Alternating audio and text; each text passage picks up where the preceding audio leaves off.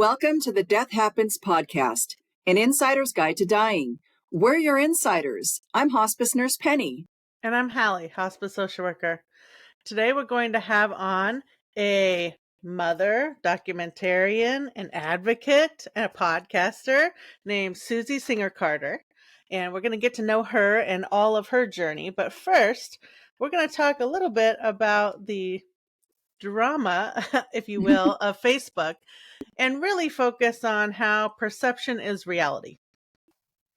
And Penny, you've had firsthand experience with this, so give it to us. Yeah, so there's a Facebook group that's called Murdered by Hospice. There are several thousand people who are members of this group. They have targeted me and other social media influencers who are working in the hospice profession. I don't think they've come after you yet, Hallie. I think you have a low enough profile at this point to where they're leaving you alone.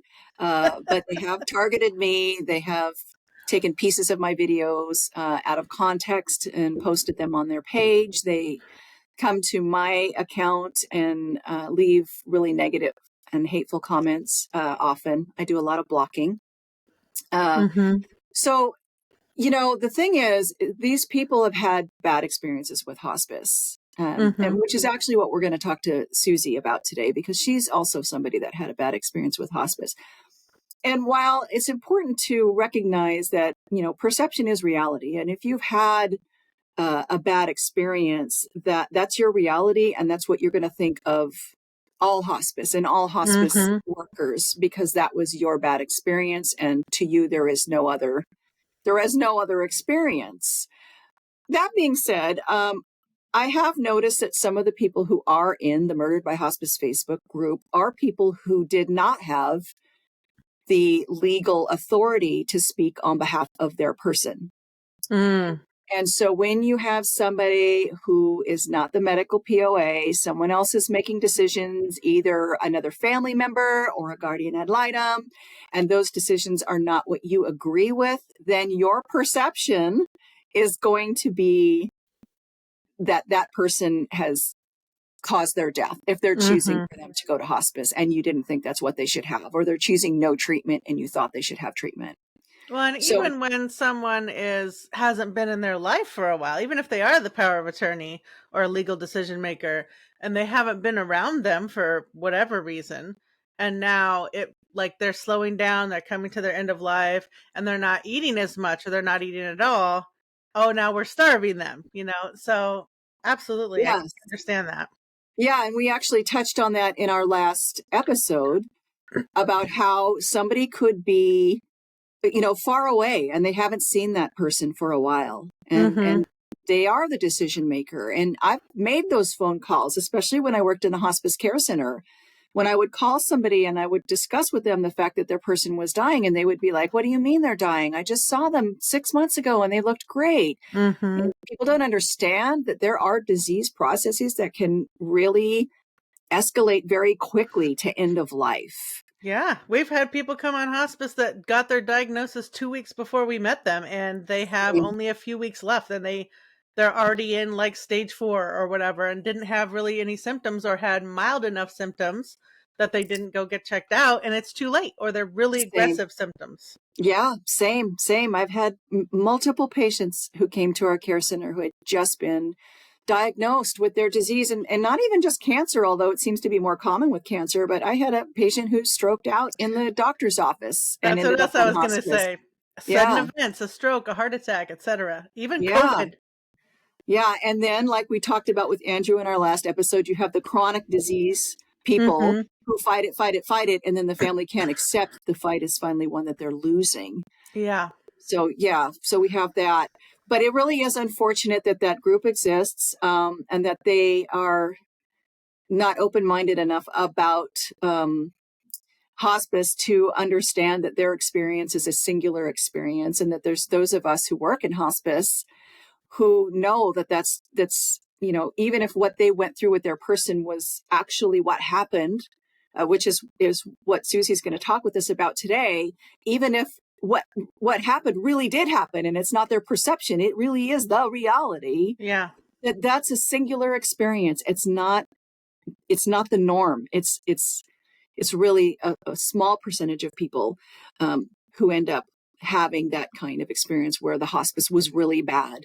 Mm-hmm. And I think that's fair to say about anything across the board, right? You go to a grocery store and you have a bad experience. Well, I'm never going here again. Or you run mhm. into somebody politically and you have a certain experience, and now that is your whole worldview.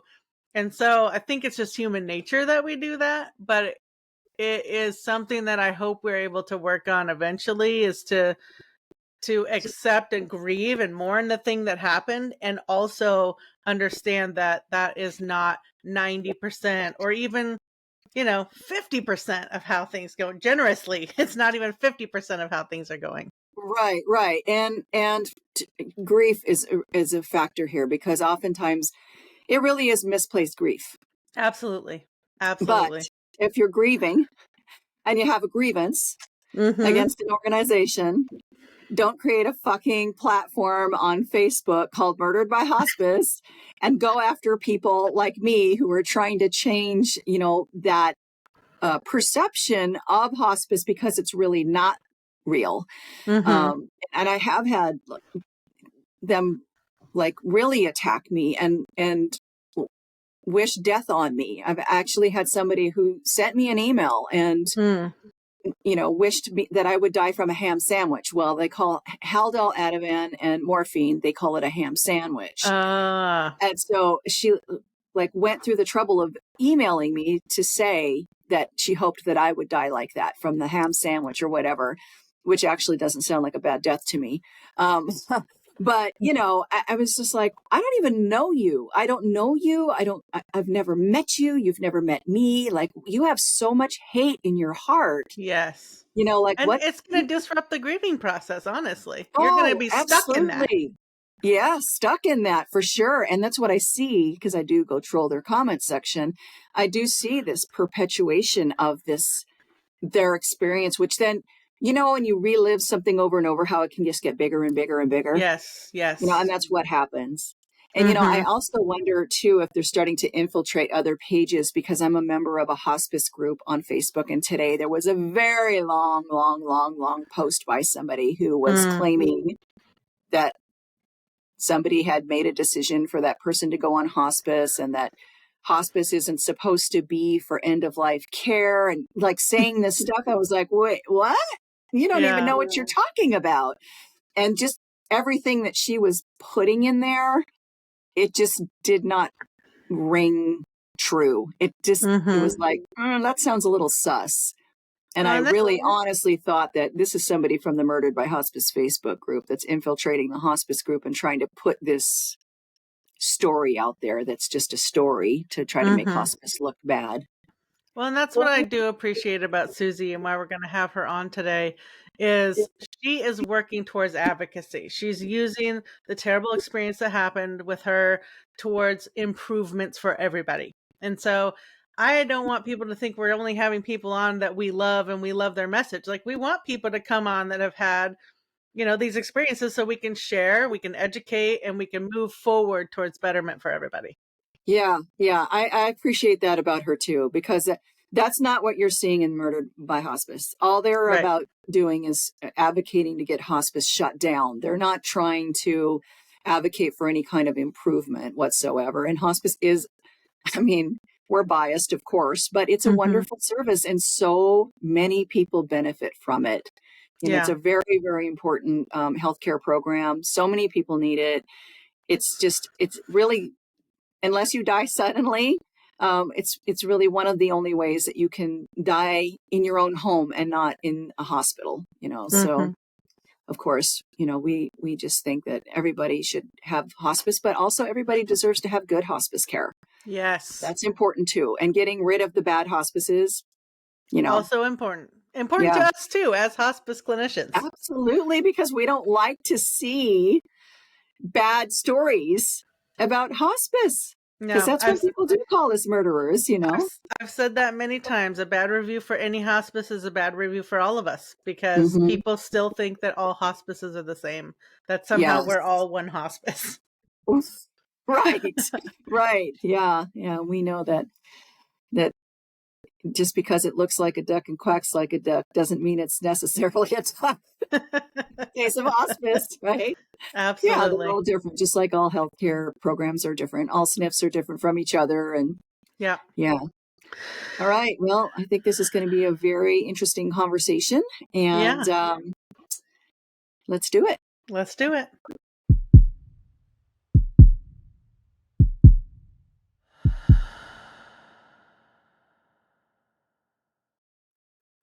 Well, I think I can speak for Penny and myself that we all agree that elder care in America and probably in many other countries needs a lot of reform. And at the same time, we can hold space for the fact that the majority of healthcare, and specifically what we work in, hospice workers, are trying to do their best for what they are doing, and their heart is in the right place. But other systemic things need to be reformed. That's why we're so glad to talk to you, Susie, today. So welcome. And please tell us a little bit about yourself. Well, thank you guys for having me. This is great. And thanks for all the information that you are putting out there, because it's important that we have this conversation, right? Very.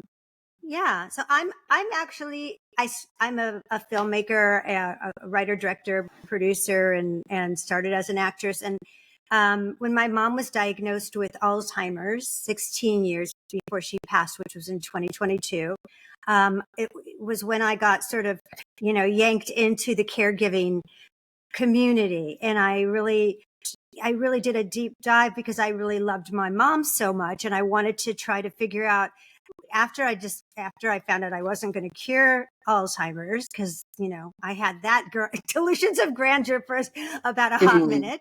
And right, like we all do, we're like, well, we're going to really get this, right?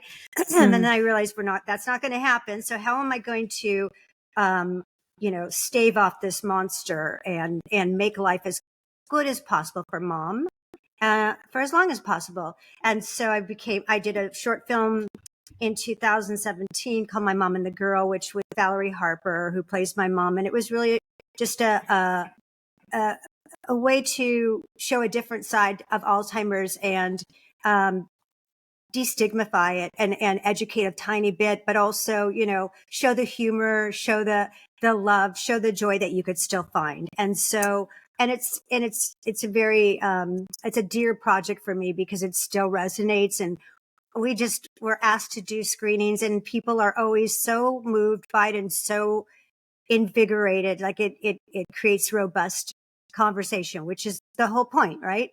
So that brought me even more into the caregiving community.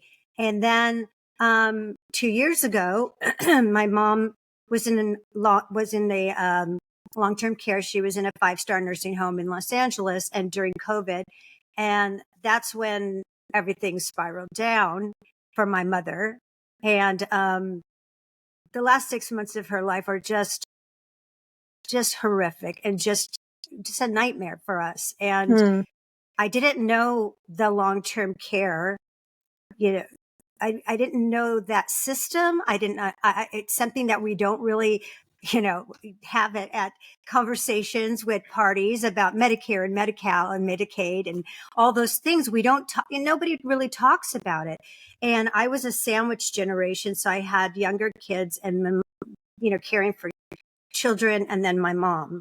And so, you're straddling like, two different worlds. And, boy, it just at the end of my mom's life, which we'll get into, however you want to talk, whatever you want to ask me, I'm happy to tell you. But, that it was so shocking to me.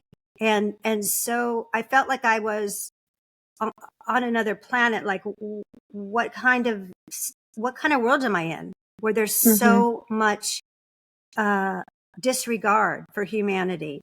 And and when I began to really dig deeper, and then I found out that this is just a systemic issue that's been around for a very long time, and where there's money to be made and where no one's minding the cookie jar, there's going to be nefarious behavior. There just is. There are greedy people in this world, as many good people. There's also bad people.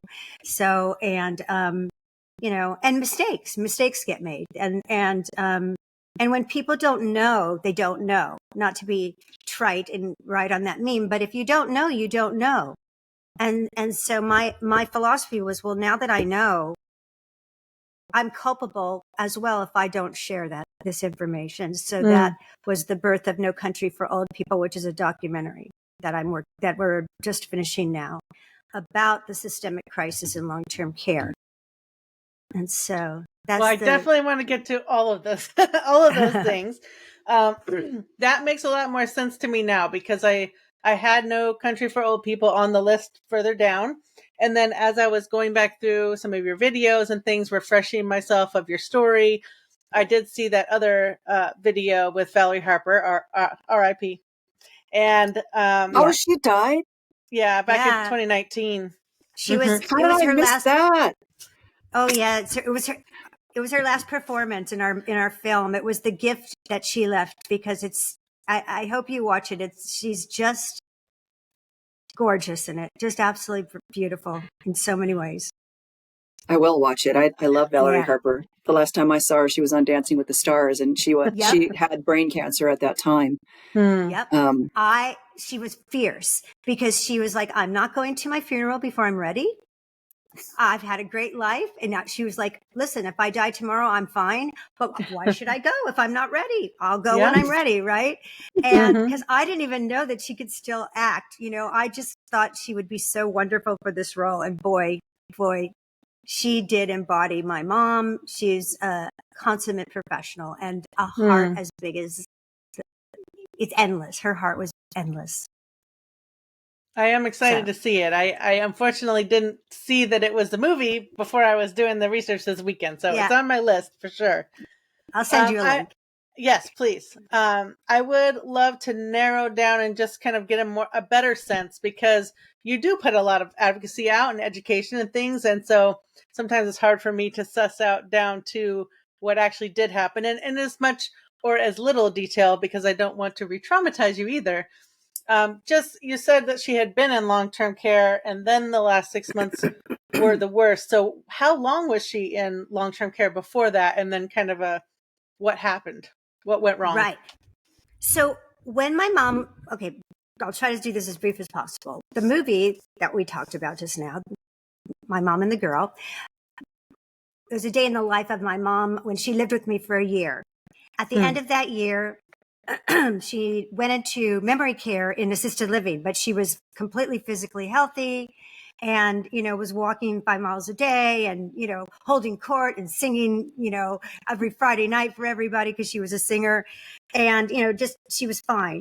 And then suddenly she had, it is like she went overnight to like a zombie. And I had no idea. I thought it was her Alzheimer's was progressing. She suddenly was incontinent. She was in a wheelchair. She was very unresponsive when before she was like, she was holding court all the time. Like, hello, how are you? Are you single? It's just my mom. So, and her doctor, her GP got a hold of me about a month and a half after that. She's still the same. And he said, I just had check up with your mom and she's on a drug called Depakote.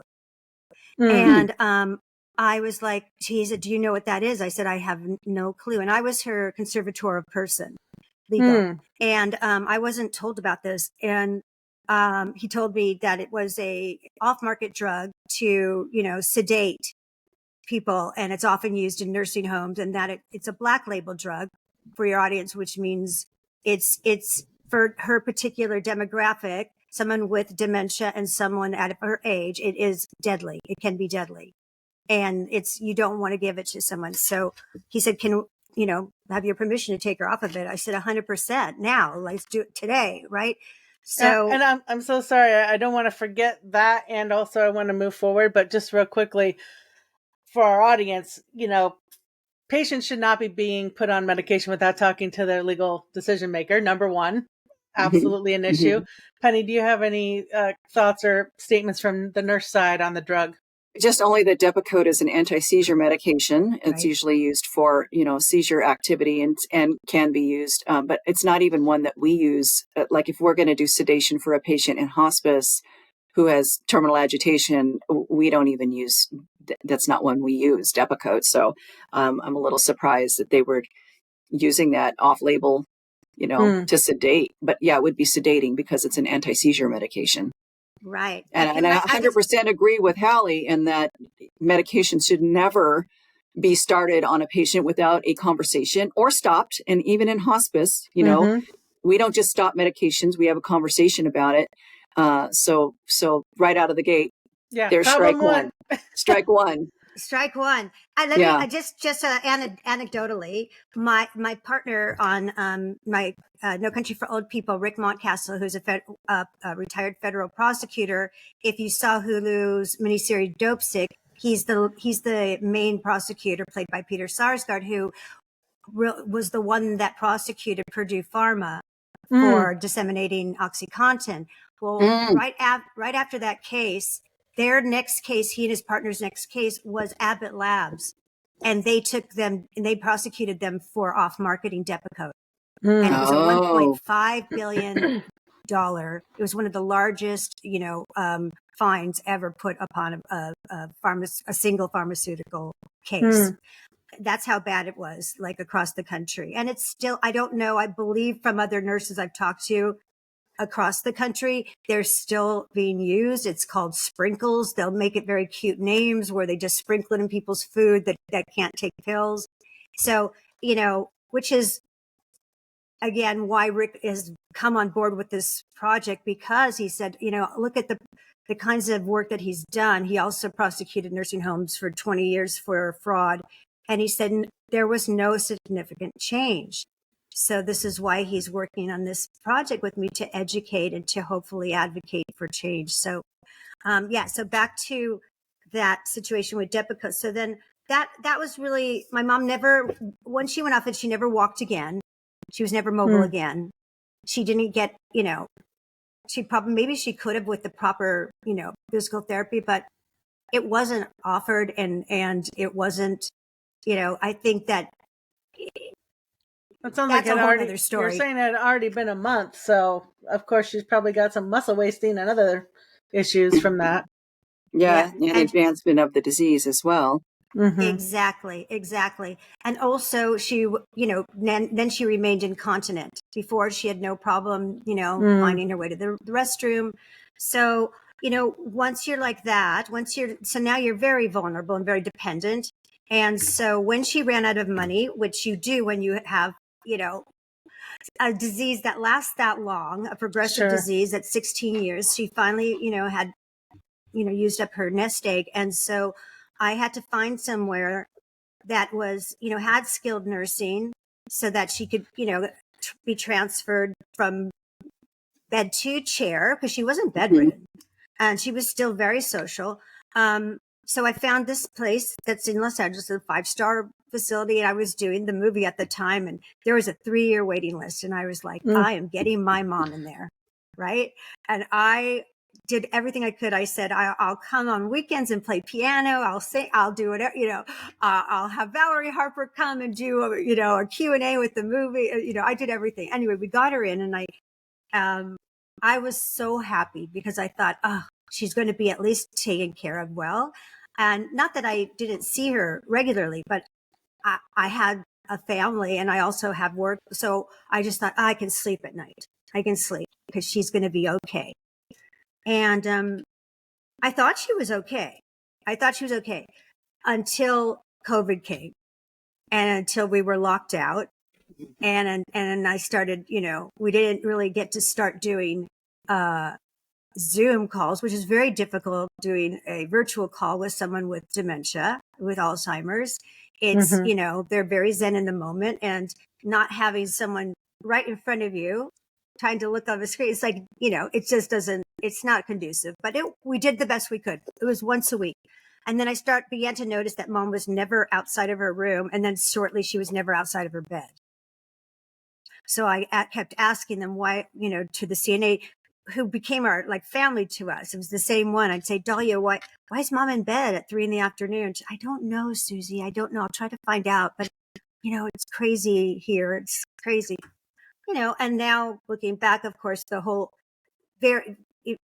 it was so common during that time to just isolate people in their rooms and keep them in their beds because of the understaffing, because trying to, stave off any kind of, perpetuation of the disease. But in essence, what happened was they protected everybody to death. So many people died of failure to thrive, really. And if they didn't die from failure to thrive, they died from bed sores and dehydration, malnutrition, starvation. They weren't getting cared for. People that were didn't have cognitive decline were calling their families and saying, "I haven't been bathed for a month." I can verify that. My mother-in-law is in a nursing home and was during COVID. And when you said that about them calling, saying they hadn't been bathed, that was us making a call. She says she hasn't been bathed. What's going on? She was confined to her room. We had to do window visits. We could not visit with her. We could talk with her on the phone. However, because of her dementia, she had a hard time calling out or even receiving calls. Right. So we were at the mercy of the nurses to be able to get to the room and get the phone for her. So what you're saying is my experience as well. It was a very, very challenging time for people in nursing homes, and the staffing was terrible.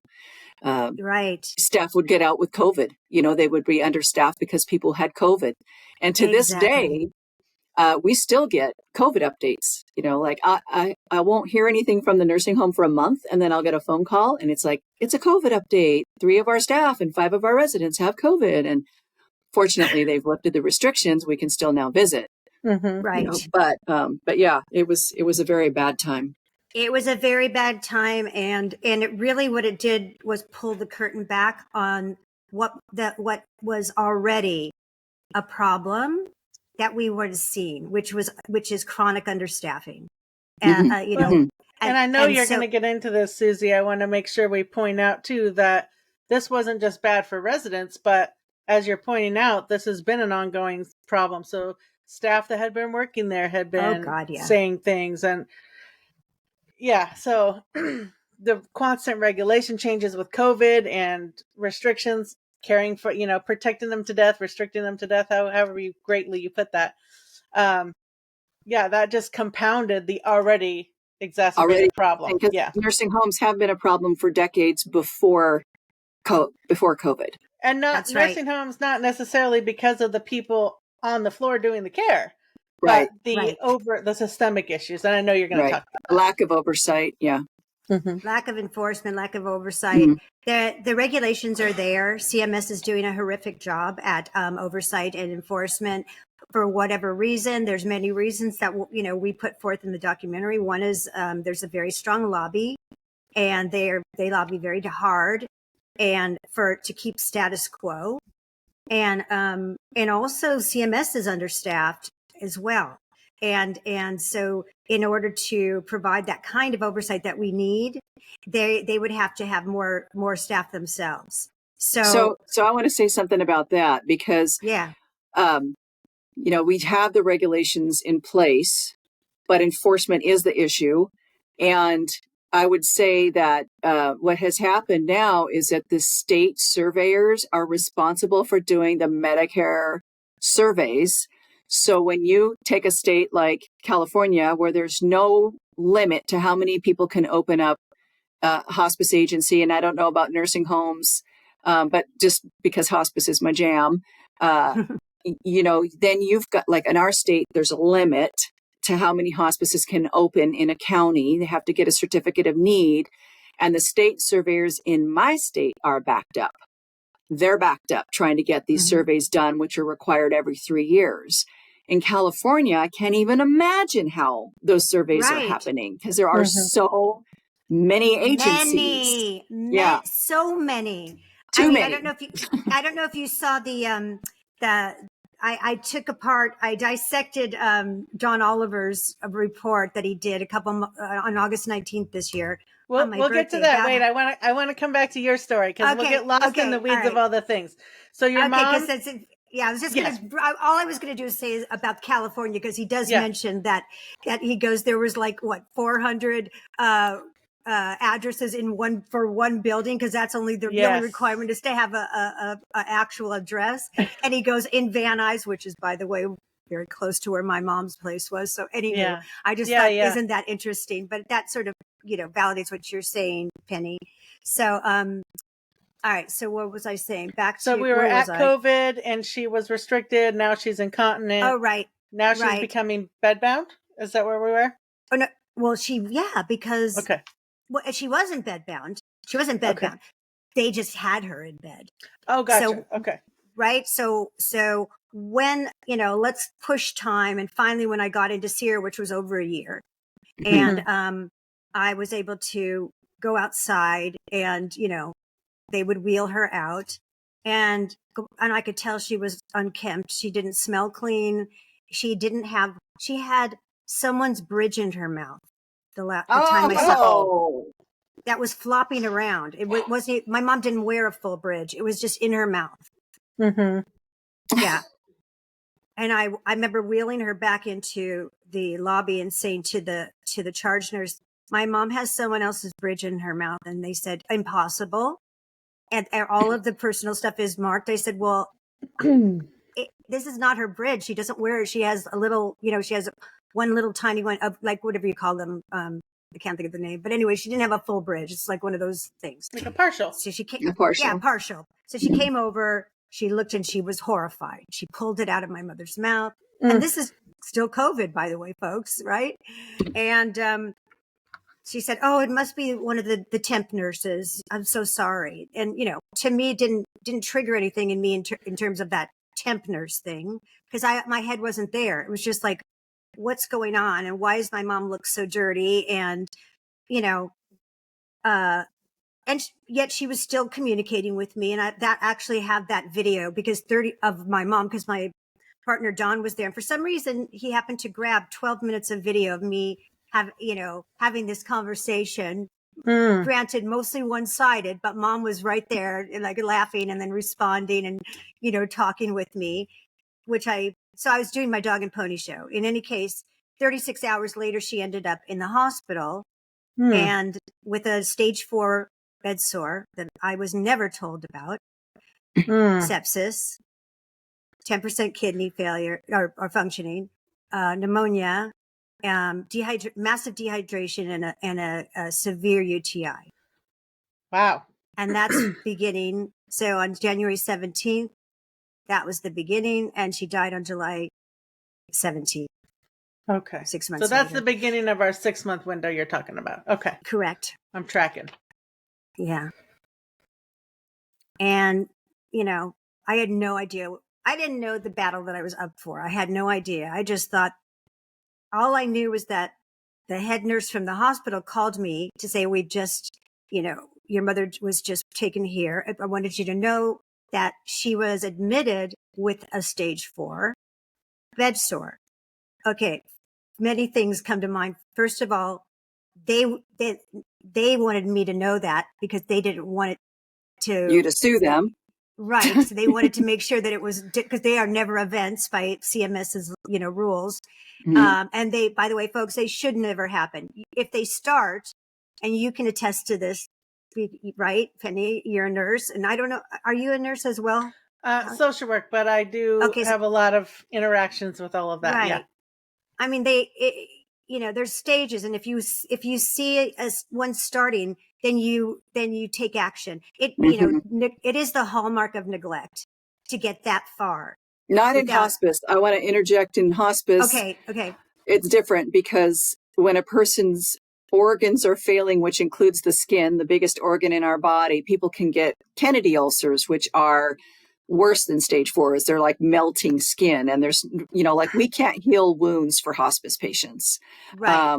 We try to prevent them from getting worse. Sometimes we just can't. But yes, generally speaking, outside of hospice, there is no reason for a wound to get to stage 4 without there should be intervention. There should be turning the patient frequently. That's the first intervention that we start with a stage 1. And if that's done diligently, then we never go to stage 2. Right. But yeah, stage 4 is very serious. And I would say in a skilled nursing facility, a hallmark sign of neglect. I would agree with that. Yes. And, furthermore, she wasn't bedridden. She was in a chair. So, it's not like she's lying in bed, and she is towards the end of her life. So that, that is telling you that they kept her in that chair with her wet, Depends. And that was the issue. And so they just got her in there, and then she was probably left for 8 hours or who knows, whatever. So, so that was, I don't want to get into all the details, but she basically was intubated without me asking. They gave her a feeding tube without me asking. She didn't need any of that. She didn't need the feeding tube. She ate perfectly well. That was her life. So you're not getting, I was going to say you're getting bad information. You're not getting any information, not only from the care center, but now from the hospital as her legal decision maker. Wow. And when they were going to discharge her finally, they extubated her too soon, and then intubated her again. So that's twice. It's very difficult on the throat, as you know, right?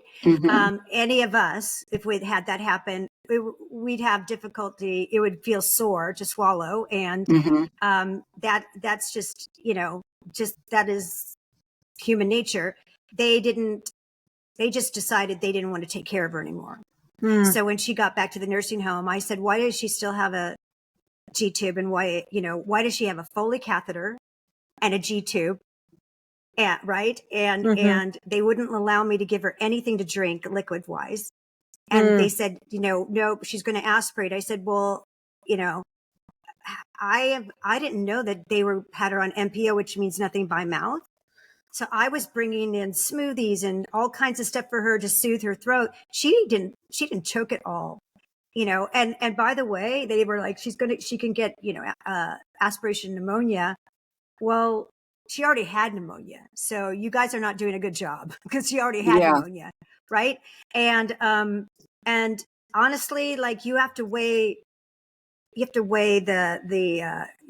risks. You have to do risk management. You have to decide, what is somebody's quality of life?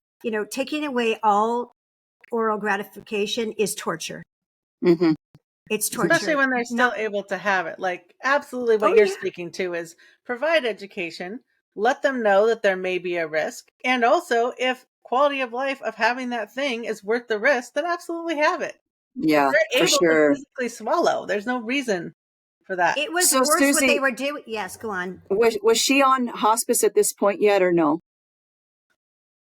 I'm glad you asked, Penny, because as we're going down this last 6 months, I definitely want to make distinctions between what went wrong with the nursing home, what went wrong with hospice. So continue, please.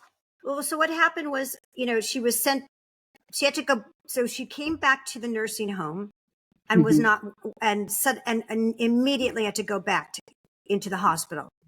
So, and because either they discharged her too soon or the nursing home wasn't doing a good job. One, I don't know, because I wasn't allowed, because she wasn't in hospice yet. So I wasn't allowed to see her still.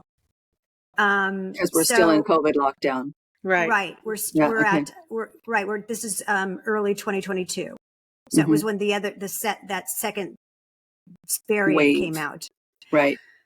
So, when she was stabilized, and then they were going to release her again. The doctor called me and he said, "Your mom's doing great." And I said, "Well, I'm very blunt. I was like, "Is mom dying?" He said, "No." He said, "Don't be so dramatic. She's very strong. We'll get her back to her base."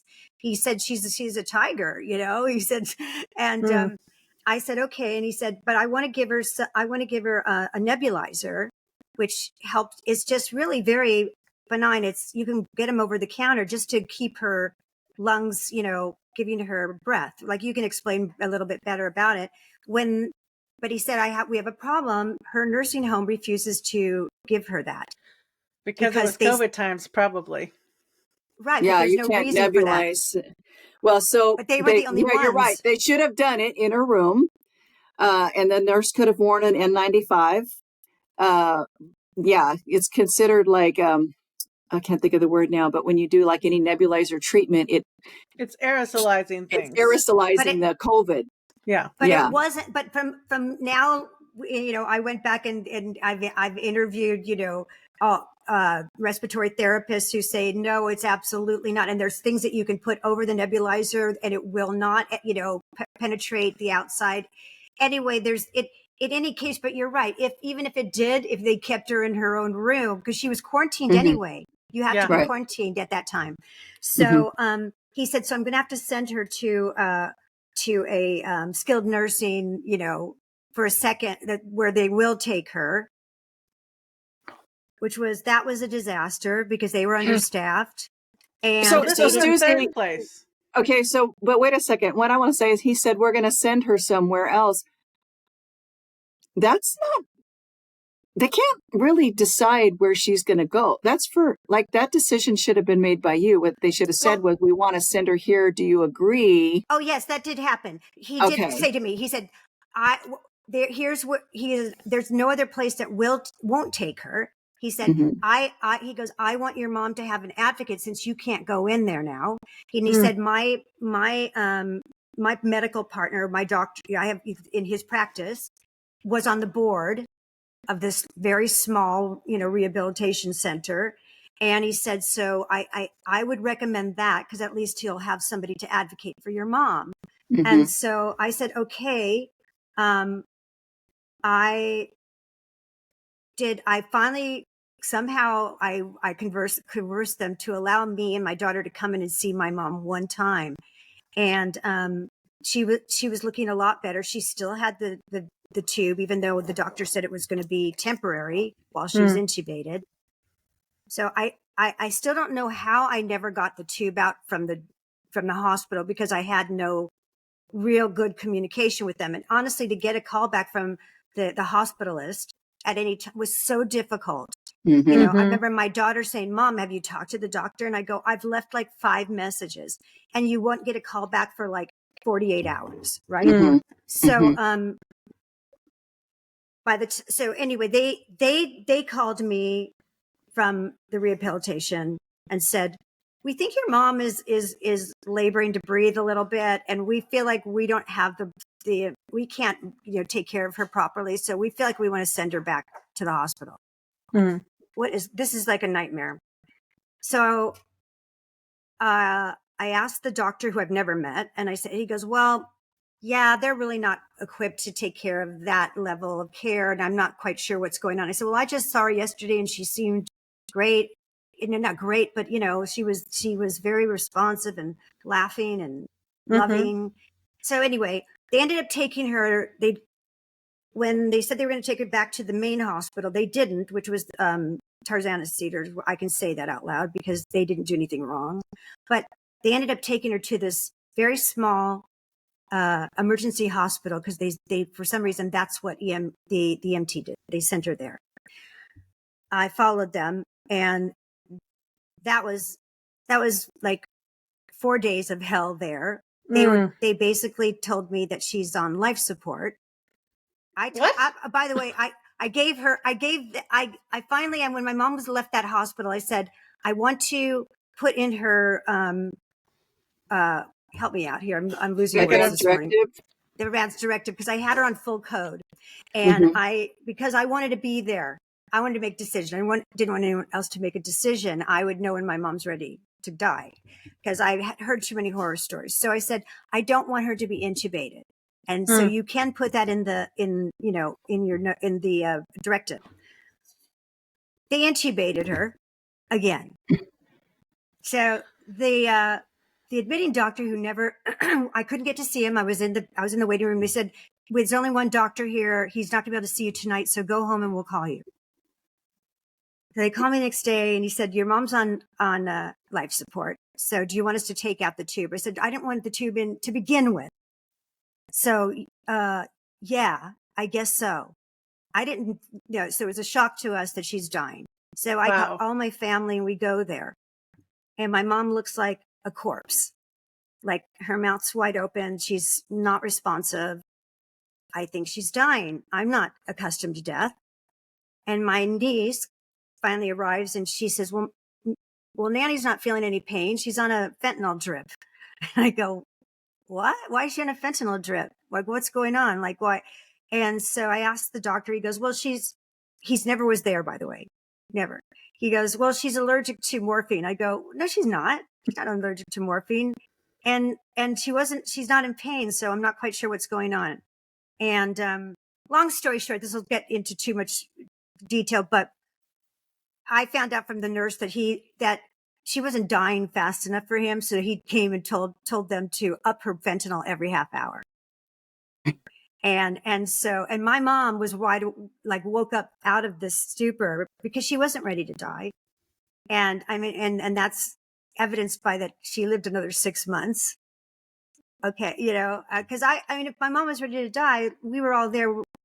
We were actually sitting with her vigil, like saying to her, go, mommy, you've been the great. We literally were like, here's your wings, go, Mm-hmm. She was not going, and so after a week, we were like, doesn't feel right. There's something wrong. And he said, well, her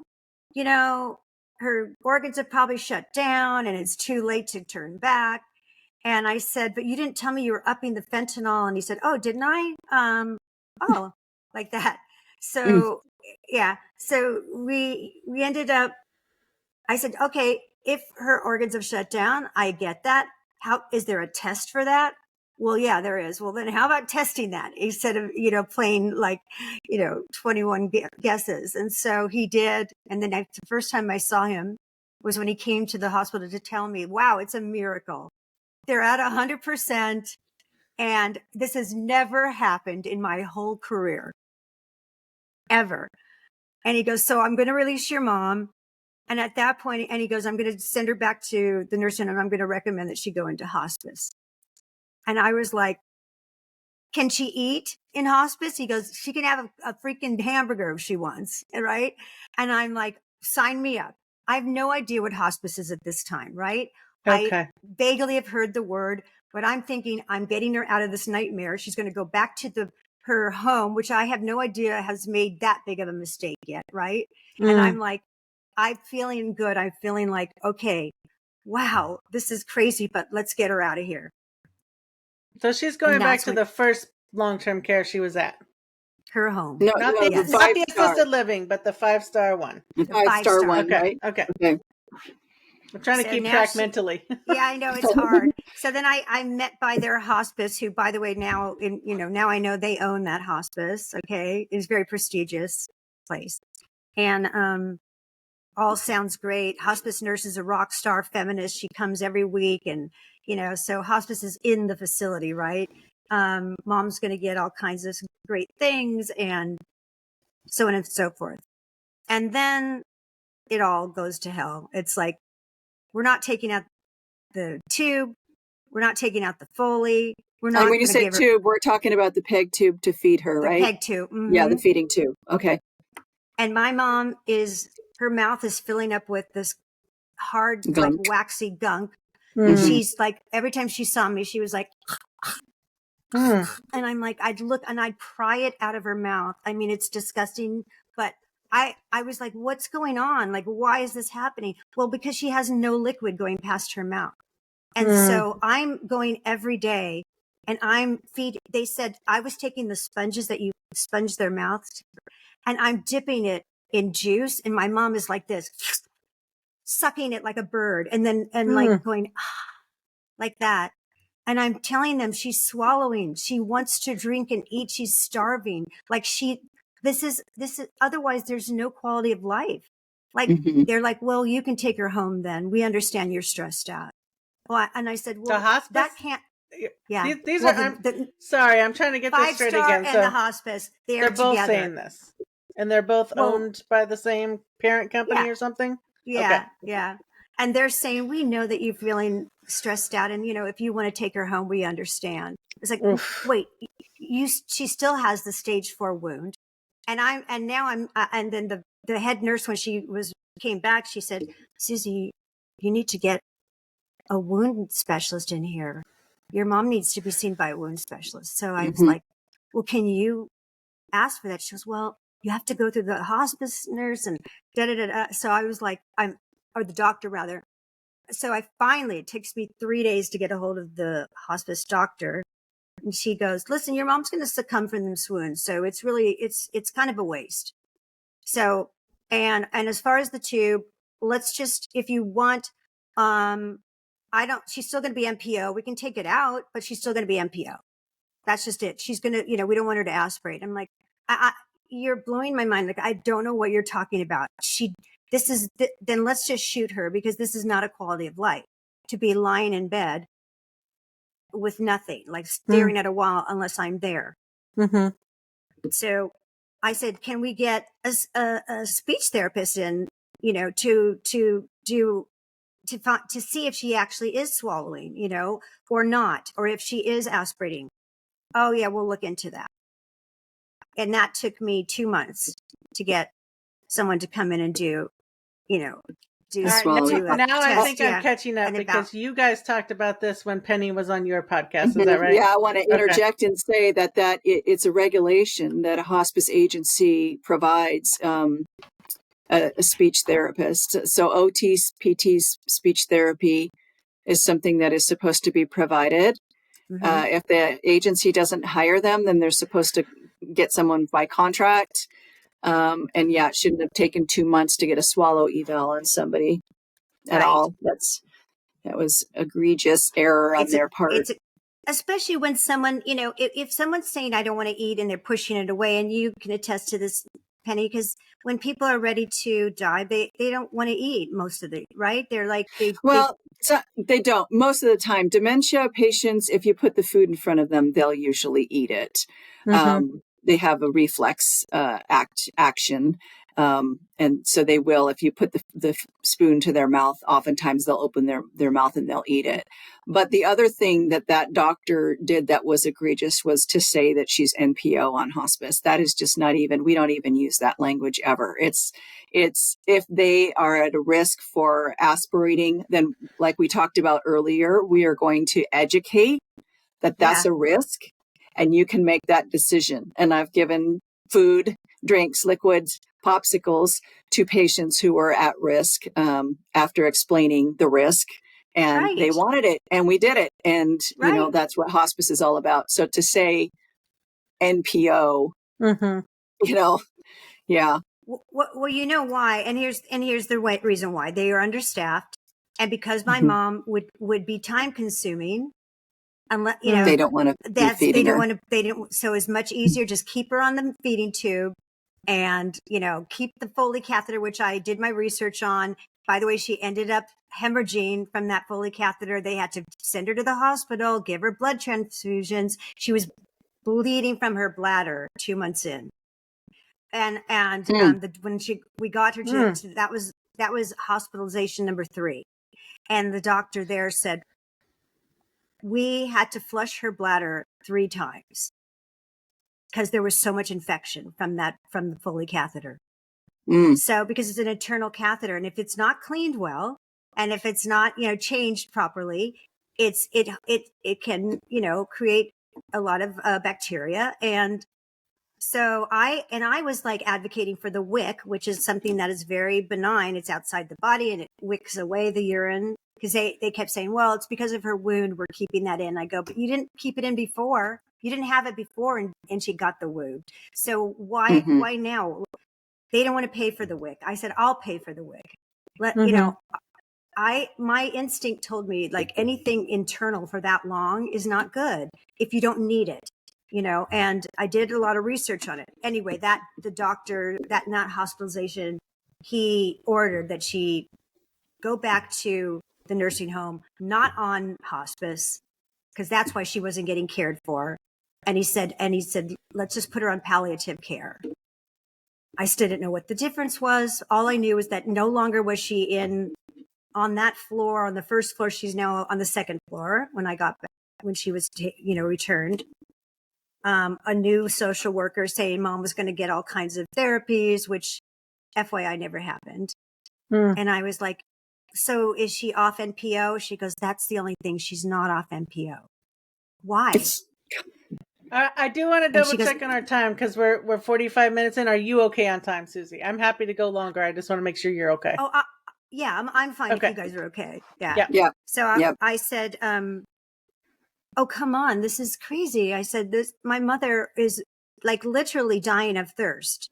Like her, and when you watch the documentary, if you do, you'll see her, just I ended up, pretty much moving closer to the nursing home I went and moved to my ex-brother-in-law's house, who lived a mile away, so I could be near her, so I could at least go once a day. Because after they finally got the swallow valve, they did a 2-finger test, which is ridiculous. That's like saying, oh yeah, you have cancer.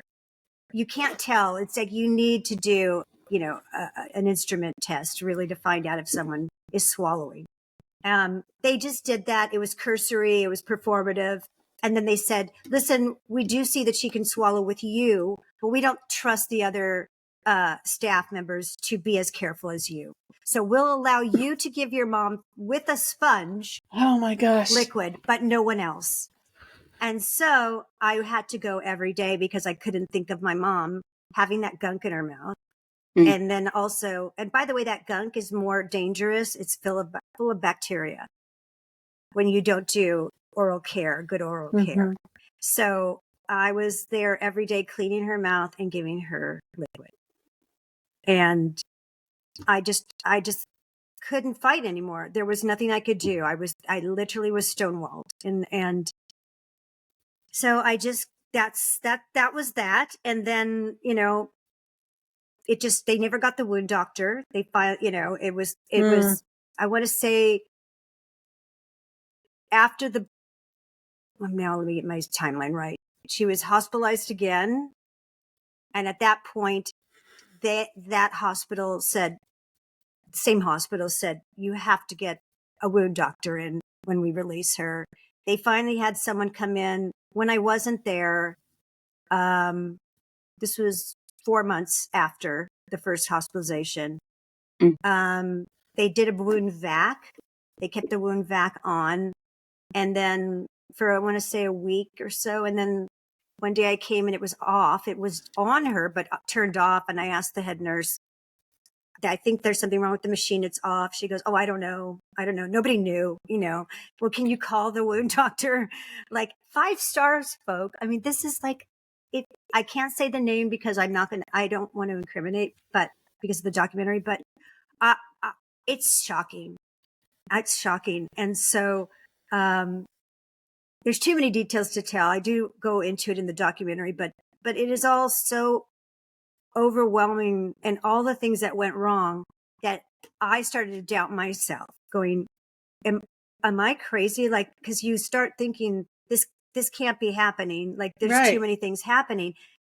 And now after doing my research and interviewing, over 70 people, and then getting more and more stories are sent to me every day now, every day. This happened to my mom. Same thing happened to my dad. This happened to my husband. This happened to my brother. So I'm not alone. It's not just my story and my mom's story. It is pervasive, and it's egregious, and it's inhumane. It's inhumane what we're doing to people that don't have voices. And it's not just older people. People who are younger have progressive diseases. People have Parkinson's, people are strokes, they have autoimmune. I interviewed, 3 people that are under 50, and it's a very big population, and also in the rehab centers, where I interviewed a woman whose 30-year-old son was basically neglected to death. He shouldn't have died. And every day she was going there advocating for him. And it's so tragic what's going on in our system. So I really appreciate you recounting all of that. I know it's probably maybe healing to also tell people about it, and also traumatic. To relive it every single time. Well, I've been doing the documentary for 2 years, and I see my mom. I've been editing, and I see it, and it's difficult. I compartmentalized it to a point. There's certain things I can't watch sometimes, and I'll tell my producing partner, I can't fast forward that. So, But we just had a watch party yesterday for the preview with Sizzle, which is 25 minutes of the project that we've been using for advocacy and also to continue raising money. And I forget how gripping it is. Yes, it's my mom, and it triggers all those feelings of my mommy. But I also realize what a big, big boulder we're pushing up this hill. Mm-hmm. And so it is very, it's harrowing, but it's also, I feel like at least we're pushing it. At least we're pushing the rock up the hill. At least we're getting, some momentum. And maybe it won't happen in my lifetime. I hope it does. I hope change happens, but at least we'll make awareness, because it doesn't have to be this way. No. Did your mom ever go back on hospice before she died? And did she have a peaceful end? She went back on hospice. She went on the final hospitalization. That, I knew that was it. She was going to be done, and I was done. I was done with it. Not for her, but I was done with her going through this hell. And so I wanted her to go on hospice, and the hospice who was her hospice before, what's it called in the hospital? The people that organize all that. There's a liaison. Hospice no, liaison. No, discharge planner. No, there's a case manager. Case manager. Okay. Case manager. Yeah. And so she said, well, she called up the hospice, and they said, well, what is she going to expect from us now? Because, they don't want to deal with me. And I said to the case manager, can she just do hospice in the hospital? And they said, yeah, she can. They could. They said they could. So they brought in, yeah. So they said, and I said, can she not? I don't want her to move anywhere. Like, can I just make it peaceful? And that's what we did. We kept her in this hospital room that I made, very serene and beautiful, and what smelled good, and had, just flowers and music going all the time. And yes, it was peaceful. And I told her she taught me how to live, and she taught me how to die now. And that was her legacy to me. And so, I'm grateful for that. I'm grateful for that. I'm glad that got to be your final memory of this whole saga, because wow, that's what a journey. Through a lot. Yeah. Yeah. It doesn't have to be that way. That's the sad thing, and when you think about the people in COVID that died alone, that didn't have anybody to hold their hand and say, you're the best. And I told my mom what a rock star she was, and how brave and strong, and, and she was going to leave on her terms, not on their terms, and that's fair. That's fair. That's dignity. You owe that, when you're ready. And I knew my mom. If you knew her when she was younger, she'd be like, I'm going to go when I go. I'm going now. Bye. That would be my mom. Have a nice life, you all. Bye-bye. That would be my mom, but it would be on her terms. And I just wanted to respect that, and that was important. That's important for anybody to have that, and to have dignity, and not to be tortured. And that's torture, to not get any liquid in your mouth. That's torture, to lock people in rooms. That's what we do to prisoners. We lock them in solitary confinement. It's crazy. It sounds like your story is like the worst amalgamation of every terrible thing that could have possibly happened. And I know you're not the only one that something like this has happened to. I also don't want people to be freaked out that they have no options. So there's this balance in me as I'm thinking about how to have these conversations and continue advocacy, exactly what you're doing. Is yes, there's a problem. And also, as you have talked about being a sandwich generation, people cannot have their loved ones at home, or don't have the physical ability or skill or time, or whatever reason that they can't have their loved one at home, have to rely on homes like this. And so Mhm. definitely one of the things we want to talk about is advocacy, what someone can do, besides just being fiercely advocate for your own loved one. Right. It's hard to be an advocate in a facility with your family member. It just is, you know, you Mhm. become the enemy.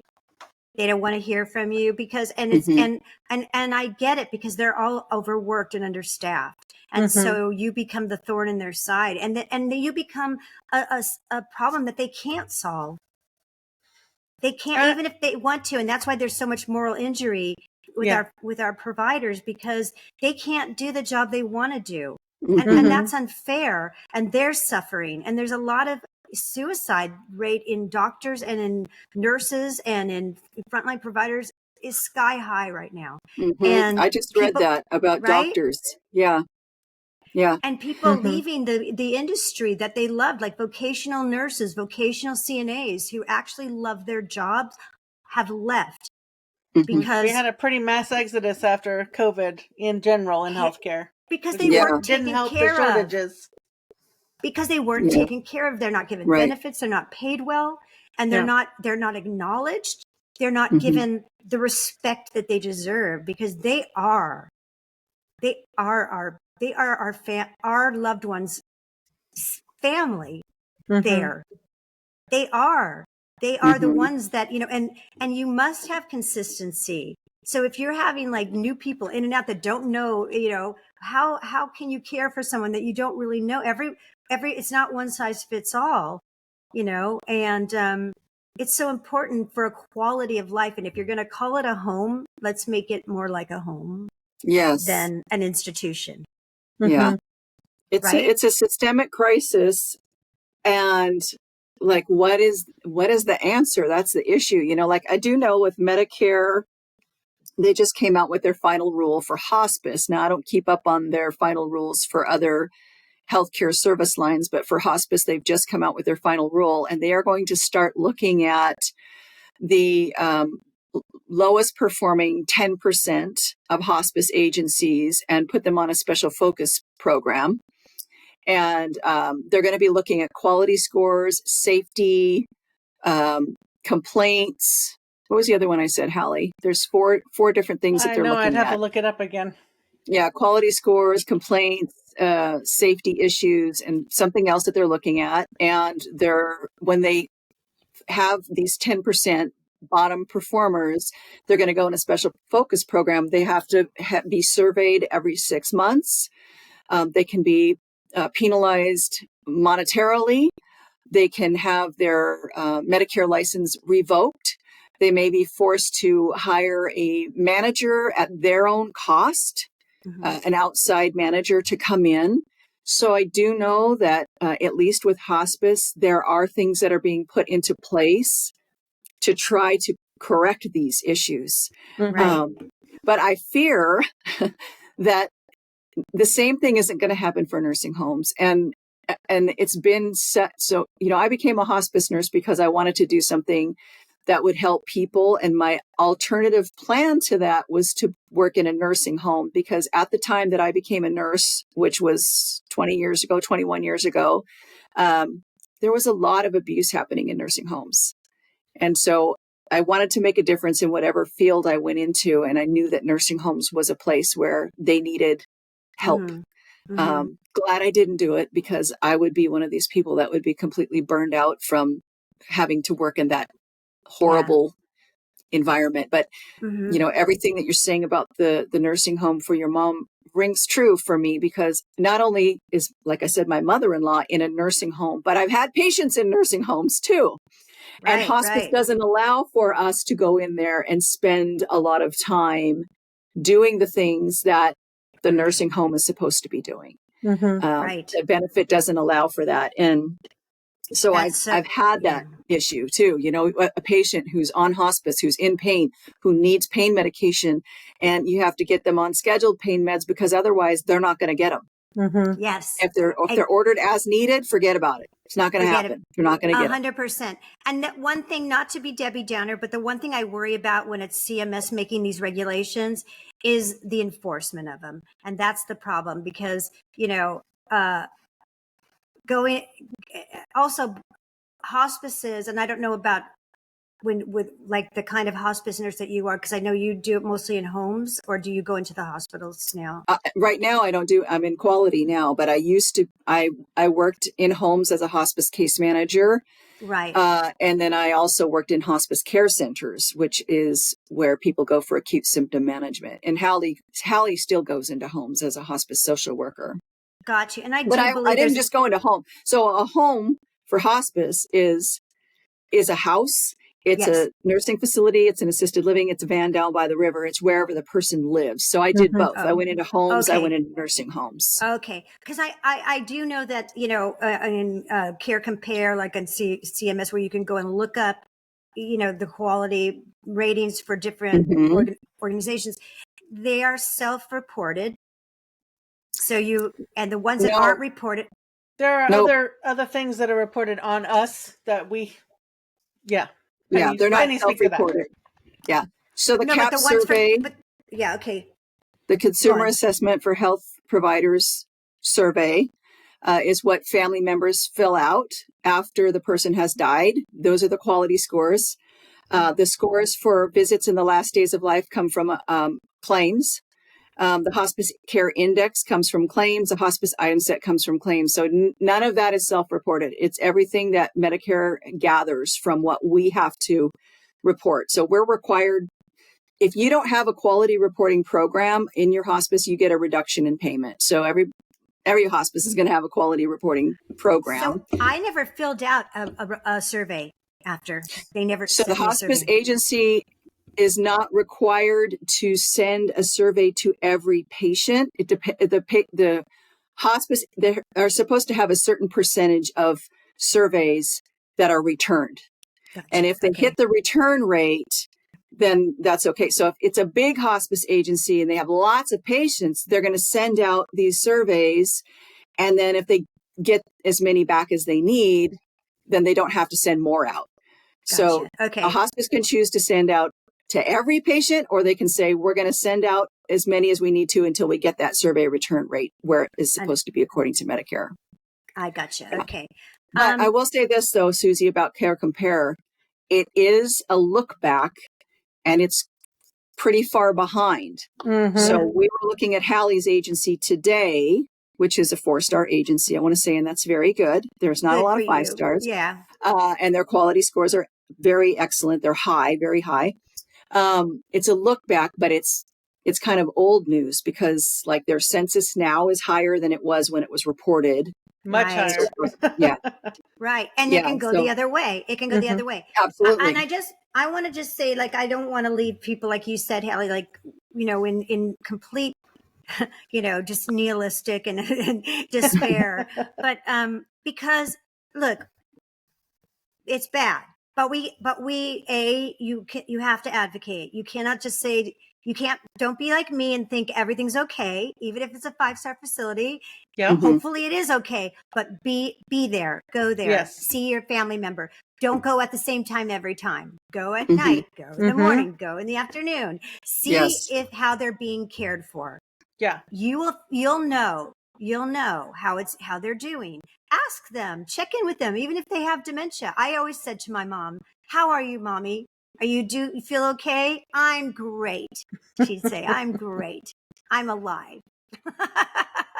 And so, I say, check in. And then for real change, I'm trying to create and mobilize a movement, a grassroots movement, because of the lobby that's really so forceful. So, they have a lot of money. They pay for a lot of candidates. Our politicians are, they're, taking bribes from them, and they also have paid for seats in our legislature. And so when you go to pass a bill that might be advantageous, it will get to the legislation, and then somehow it's killed. So, and that's because the lobby's there. And, not the thing about, I'm in a group called, it's an international group called Open the Doors, mostly for dementia care. it's based in Australia. They have very similar issues that we have, but they don't have a lobby. It's against the law. But in America, for some reason, we have a lobby. Everyone knows it's crooked. And, all our lobbies are crooked. They're always lobbying for the 1%. And that's what's going on. So in order to fight this, and I say this to your audiences, we need to, we are powerful as constituents, as a community, as the public. It's your money. Medicare and Medicaid is your money. You pay into that. It shouldn't be, abstracted in such, a high percentage that it is to people that aren't in the field of care.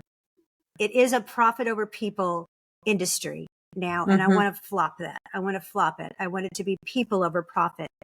Profit can be made, but not at the expense of warehousing human beings. So, and I think that's it really is going to come down to us. We've done it with Mothers Against Drunk Drivers. We've done it, with the Me Too movement. We've done it with, you name it. The LGBTQ have been very successful in changing,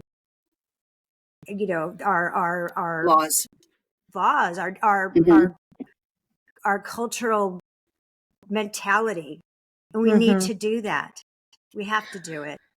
I know we do not have time to get into all the nitty-gritty details of everything I would love to talk about, but I do want to talk about your advocacy and specifically what kinds of reform, not like you're a political candidate and you have to tell me all this, because we know it's legislation, but what are some of the things that you're advocating for in regards to that, if you can share that with people? Sure. I mean, the worst part of this business model is there's no transparency into the ownership, right?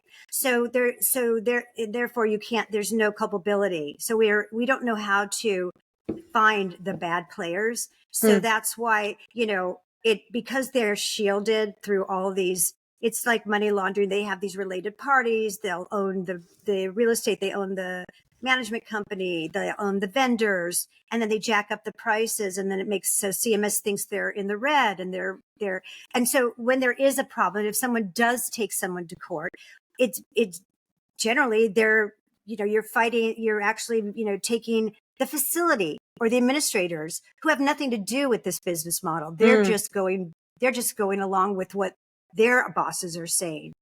And those people are so far removed from what's going on here, right?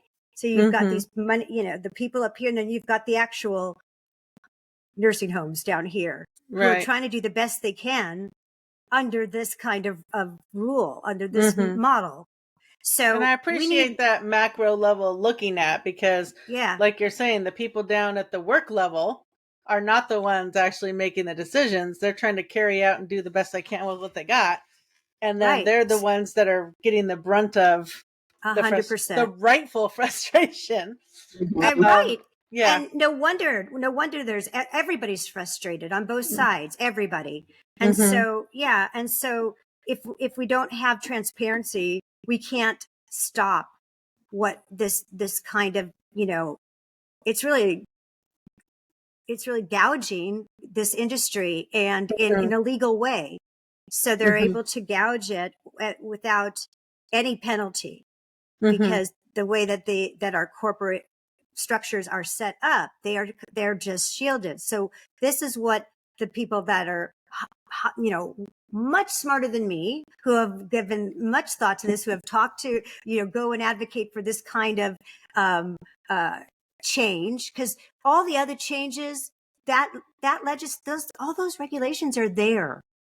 There's really good regulations in place, and they're just not being adhered to. And there's such a chasm. That can speak to the advocating on a state level or local level, where you're advocating to your local legislation to make sure it's funded for regulation support and like certificate of needs, like Penny mentioned, like that. Those are local things that we can make effects on. And California did just put a moratorium on hospice agencies too. You can't, they can't open any new ones. So that's a step in the right direction. They also passed a law that if there is abuse of a patient in a nursing home, that law enforcement has to be called.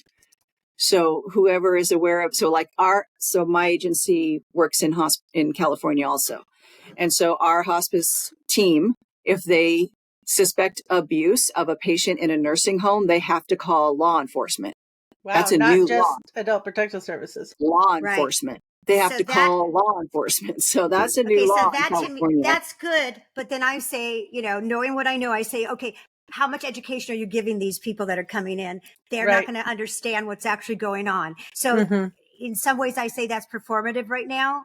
And that's why we have to say to our governor here, who's priming himself for the White House, we know that, like, stop taking money from people like Shlomo and stuff like that. We know what you're doing.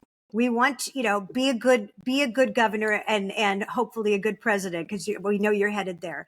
So we pull the curtain back and shame him and say, stop taking lobby money, get lobbies out of healthcare. They don't belong there. Yeah. Yeah. And pharma. Thank you. Yeah. And pharma. Yeah. Well, Yeah. yeah. And so, let's do that. Stop it and actually enforce the good regulations that many good people have spent years creating. And let's institute get those going and get those working well and get those people that are greedy out of there. And people can make a money. It's capital. We're a capitalistic country. Make money. You're entitled, but not at the not at the risk of torturing people. Well, it doesn't need to be there's at plenty the of margins. money to be made. Right. They can have a profit without being ridiculous margins of profit. They don't need a private jet. Right. Exactly. They don't need an $11 million home. They'll be fine.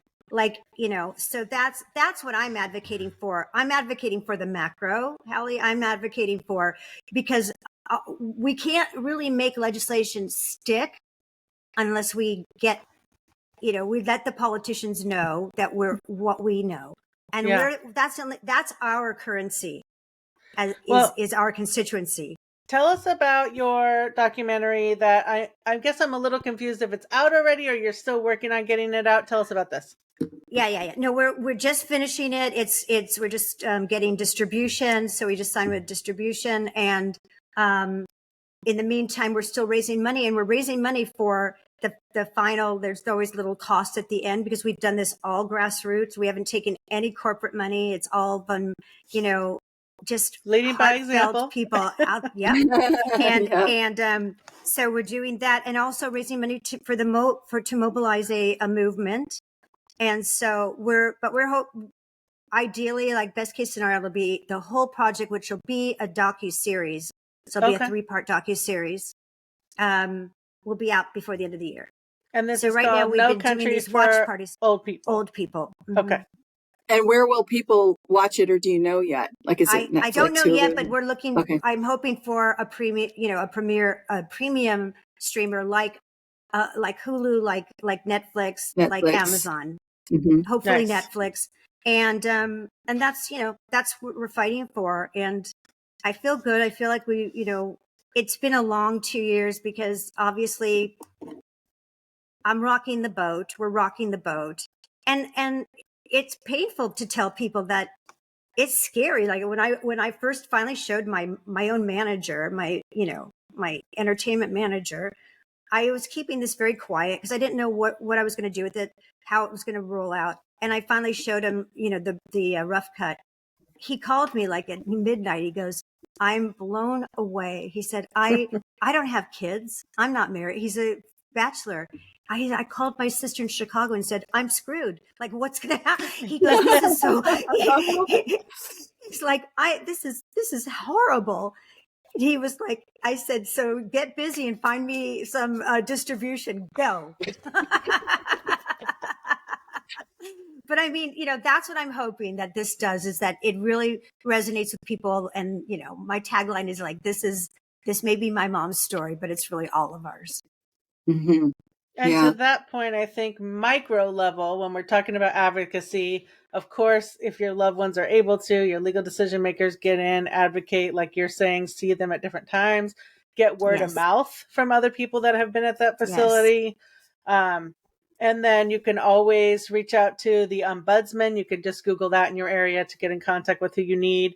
If you feel like there's an issue, absolutely call Adult Protective Services. There's facility applications for that as well. And apparently in California, you call law enforcement. So, I think the one thing I was thinking about as we were talking, and it obviously doesn't apply to your situation, but I know I have had folks that haven't been involved with their loved one for quite a while, and then they're coming at the very end of life. And then that loved one advocate, legal decision maker is really struggling with when we're trying to educate them on things that not at all your situation. As I was hearing you say it, I'm like, this is a horror story. But I think there's that too, is that there are times when people have not been involved, and then there's the grief, and then there's the struggle of the education piece of end of life too. So I think holding both of those are important places to think about and advocate. Agreed. I agree with you. Education is so key. Like, Penny, what you're doing, and Halley, what you're doing is so important, because I didn't know. And all of us don't want to think about dying. And, my mom and I, we told each other, we're not going. That's for other people. Right? I hear that a lot too. Right. So it is a lot of la. We do that for as long as we can. But then, you have to get serious. You have to get real, and you have to go, okay, it's actually like, don't be a scaredy cat, because I was a scaredy cat. So don't be a scaredy cat. And if you love somebody, learn about it, because it's important, so that you can be the best advocate, so that when you are in crisis yourself, because you're dealing with the loss of somebody or the potential loss of somebody, that you can make good decisions. You can't make good decisions when you're in crisis. It's too hard. So well said. So well said. Yes. Yeah. Emotional stress can help you to not see the forest through the trees. So yeah, I mean, it's true. Yeah. Is there any information? Yes. Is there any information we didn't get to? No. I mean, listen, obviously we could talk all day on this, because there's so many anecdotes and things. But no, I think we got the point across. And I think, if you want to know more about our documentary, No Country for Old People, you can go to nocountryforoldpeople.com.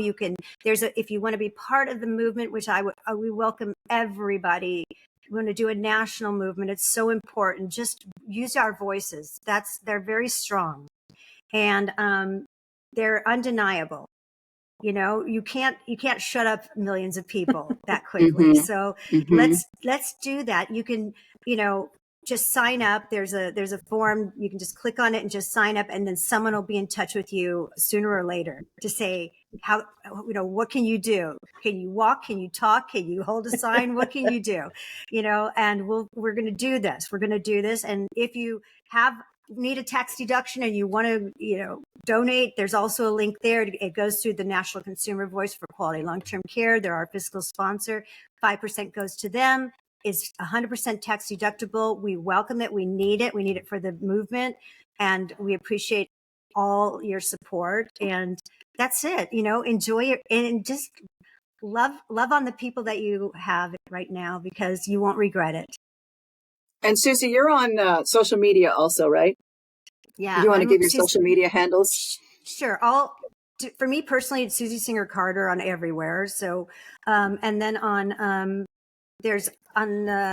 for No Country for Old People is not on Insta. It's on, LinkedIn. And no, it's not on LinkedIn. I'm sorry. It's on Facebook, but everything else goes through me. There's too many like handles to have, make it separate, because I have my podcast. I have Love Conquers Alz as well. Which I know is a we podcast didn't even get about to Oh, that's right. We never even talked about your podcast. God. I know, and I'm 2 episodes away from our 100th episode, which I'm so That's proud amazing. of. I'm so proud of that. So And it's called Love Conquers Alz, ALZ, for people that want to find that. Yeah. And we'll have that in the show notes and as we'll well. link that, and we'll link the No Country for Old People website in the show notes as well. Wonderful. Yeah. Thank you so much, you guys. Thank you. So I don't want to be remiss. We do have a question that we're adding to season 2. Our and questions. I don't want you to listen to the other ones and say, hey, they didn't ask me this question. So it's a little out of context now that we're out of this conversation. But our coffin question is, What do you want to have happen with your body when you die?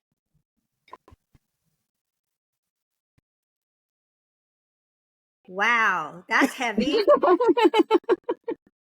Well, I tell my daughters, make sure that my lips are outlined because that's very, I want them to look fierce. Honestly, that's important. That's good for them to know. Yeah. My daughters know that I go, what do I want? We know, lip liner.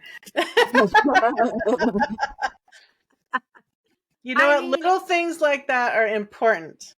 I want them to laugh. I want them to feel okay. And I actually haven't even thought about it. I don't know. I'm not big on I don't know. Let me think. I don't really want to go underground. I don't know why. It feels claustrophobic. I like to be above somewhere. I don't know. Well, you don't have to have an answer just yet. I don't have the answer. See, I'm not, yeah. I mean, I will think about it. I do. Yeah, I need to think about it. Okay. Because it's never too soon. We don't all get the benefit of time. So something to think about. Right. Don't follow me on this at all. Get your coffin answer. And look into the different choices because we now have so many. There's burial, there's green burial, there's cremation, there's aquamation, there's body composting. So what's yours? Mine is body composting. I want to be body composted. I probably will as well. Mm-hmm. Okay. Yeah, it's fairly new. But yeah, turn me into compost and throw me under a tree so I can fertilize the ground. I want to do something that's environmentally friendly.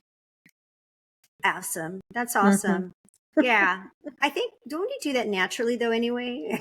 Well, that's... Well, if you do green burial, if you do green burial, you could. That's true. Body composting just happens, I think, quicker than a green burial. And also you have some control over where you put the remains. So I can be left up in the mountains. I see. Yeah. I see. Oh, so it's kind of like being cremated, but also doing it like, got it. Yeah. That's a good idea. I like it. Yeah. Welcome. I'll wait for a while, though. Let's wait for that for a while. I'll put a pin in that. Yeah, for sure. Susie, thank you so much. I got things to do. Thank you, guys. We appreciate you. Have a wonderful day. Okay. All right, you too. Thank you so much. Bye-bye. Well, I think it should be just a running theme every time I start an outro that we could just keep talking to our guests for hours. And no exception for Susie. What harrowing there's a lot story. More to her story. Yeah, there's a lot more too. And I heard some of it when I was on her podcast, and it was horrifying. It was horrifying. Yeah. I mean, I think we might, I don't know if we talked about this offline or at the intro, but any bad story, any bad survey, any bad experience that someone has with any hospice reflects poorly on all of us. So us that are in the field doing good work, this is just excruciating to hear and don't want to discount. I'm sure it happened. It's fucking terrible. Absolutely. And same for nursing homes and, anywhere. They do something bad, like I've had experiences with hospital ERs that were horrible, and I will never go back there because of my experience, like we talked about. Perception is reality. And if you get, and in her case, time after time after time, things were being done to her mother that she did not know about. Right. Which is just insane. I know. It's crazy. It's crazy. So many thoughts are still running through my head. I wish we could have gotten to all of them. I'm sure we will touch on things here and there throughout as we're doing education, just to make sure people are aware of what the regulations are and how hospices differ and what's different between nursing homes and all of that. So if people have questions about anything that came up, we don't say it a lot, but you can always find us. It's in the show notes. deathhappensinsiders@gmail.com. People can always write in if they have questions specifically. We can do a whole episode on questions if you want. Yeah. Or share your experiences, good or bad. Wanted to make sure that people know what to do if their person is having something going on that's bad in a nursing home or in especially hospice, because that's our area of expertise, that you can call the ombudsman, as Halley said, State Department of Health. You can call Adult Protective Services. Mm-hmm. If you are looking for a hospice agency or a skilled nursing facility or a home health agency, a hospital, anything, actually, you can look at the Medicare Compare website. You just need to Google Medicare Compare, Mm-hmm. and you can put in your zip code and the area of healthcare that you're looking at. So if you're wanting to find a hospice agency, you put in your zip code. It will bring up all of the hospice agencies that serve your area along with their quality scores. Mm-hmm. It's a good way to choose an agency. Also know that you have the right to pick your own agency. You can self-refer. You can Mm-hmm. call and interview them, Yes. and choose which one you want. And you have the And right to transfer hospices if there, I mean, the limitation is if there's not if you're in a very rural area, there might not be a Mhm, lot of options. But right, if there are options, or especially in states that don't have CONs, you can choose and you have the right to transfer or revoke hospice at any time. right. And as a reminder, a CON is a certificate of need, which means that the governing body of your state for healthcare has to issue a certificate to allow you to open a hospice agency. In Washington state, where we are, the certificate of need is required. And what it does is it limits the amount of hospice agencies that can open up so they have better oversight Mm-hmm. into what's happening. So in California, they do not have a certificate of need. And I don't know which states do and which states don't. Something you'd have to find out through your probably Department of Health, I'm guessing, Mm-hmm. or your state laws. If you are living in a state like California that does not require a certificate of need, I recommend that you look for a Joint Commission accredited hospice agency, because there is going to be more oversight from that accrediting body. So I highly recommend that you look into that. They do have stricter regulations that they have to abide by, and they're looked at more closely in Yeah, never underestimate the power of word of mouth. Although some people may have had a bad experience for various reasons, it's not the end all be all, but it is a factor. If you know people, if they've had good experiences, that's just one more way that you can investigate and see if that agency is the right fit for your person or yes, yourself. yeah, absolutely. Ooh, well, that was a heavy one. We're gonna It was shake it heavy. off, but it was needed. It was necessary. It's good information. Yes, definitely. And until next time, remember to live. Because someday we will all be dead.